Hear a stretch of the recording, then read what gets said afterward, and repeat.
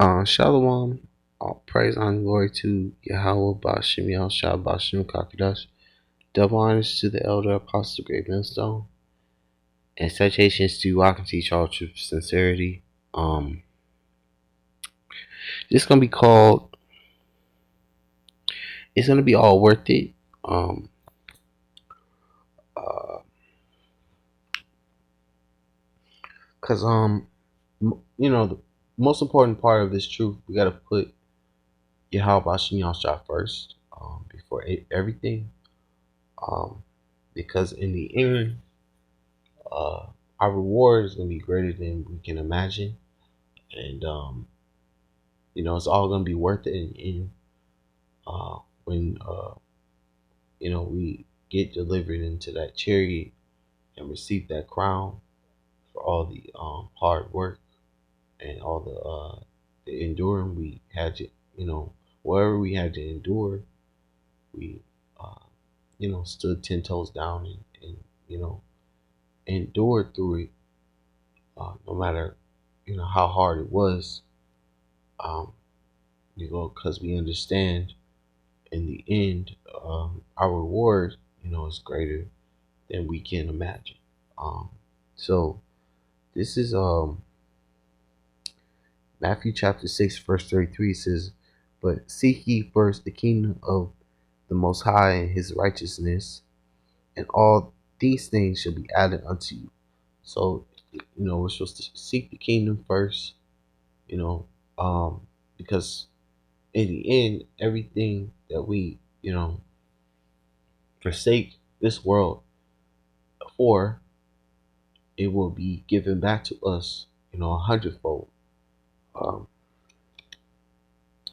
anyway, I'm gonna move on because an example of a person who did endure uh, hard, you know, it was Yahweh Shai, the author and finisher of our faith, our big brother.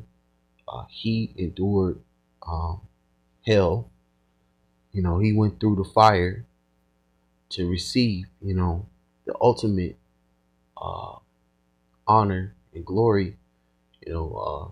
Having, you know, what's the word? He has all power. He's been given glory and honor in the heavens. Um, but you know, but anyway, I'm gonna read. This is Hebrews chapter 12, verse 2.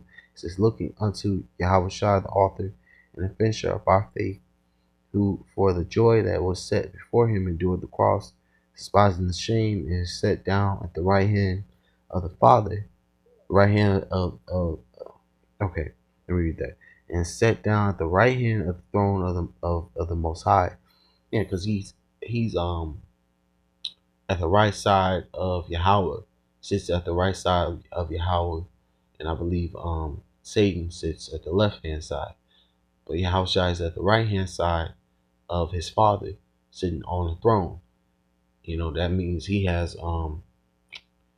glory and dominion and power in the heavens on the right hand side. Because he's the Heavenly Father, Yahweh's right hand, and he endured the cross, despised the shame. Um, he went through all what he went through just to be rewarded glory and honor in the heavens, and also uh, to be given that glory on earth when he comes back, because he's going to have dominion on in both the spiritual world, up there in the heavens, and dominion on earth, because he went through what he went through and endured what endured just to be rewarded with that position, you know, and, with that reward, you know, and that example is what we got to go through. We got to go through trials and tribulations. We got to endure hardness as a good soldier. We got to endure hardness as a good soldier of Yahweh Shem Shai, because in the end, our reward is greater than we can imagine. And you know, so anyway, I'm gonna move on to Romans, uh, chapter 8 and verse 18. This Romans chapter 8 verse 18 says, "For I reckon that the sufferings of this present time are not worthy to be compared with the glory which shall be revealed in us." Yeah, this suffering is a light affliction. It's not it's temporary. It's not it doesn't compare to the glory and reward that is waiting for us. And that Yahushua is gonna give his elect that endure, to his men that endure hardness as a good soldier of Yahweh Shai, that uh because this affliction this light affliction that we're going through is not going to last forever. Soon, um, uh, we're getting closer to this place. We're getting closer to this kingdom ending. This temporary circumstance ending, and because we're one day closer to our enemy Esau's downfall, and we're one day closer to Yahushua returning.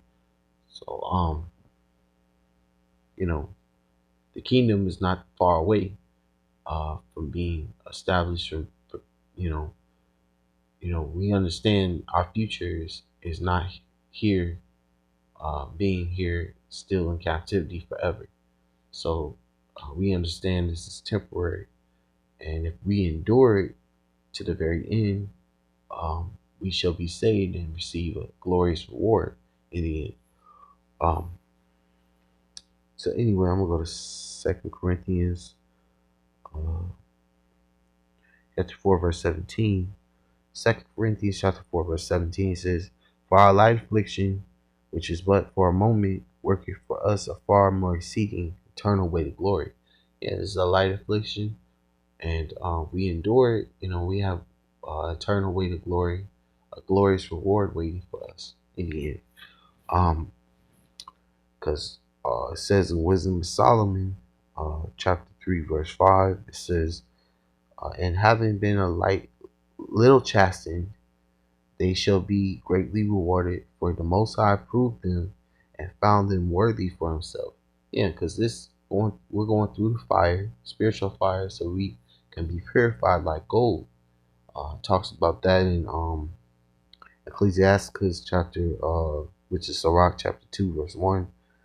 But it's Ecclesiasticus chapter 2, verse 1. No, not 1, but 5. Salaki. It's Ecclesiastes chapter 2, verse 5. It says, "For gold is tried in the fire, and acceptable man in the furnace of adversity." So we're going through this fire, so we can be purified, you know, spiritually, mentally, physically. Um, you know, take take all the impurities out of us, so we can be like polished gold. Coming out this fire, and so we can be used by our power and be rewarded for us enduring. Because it talks about in Matthew, I'll read 20, and it's Matthew chapter uh, 19, verse 20. It says,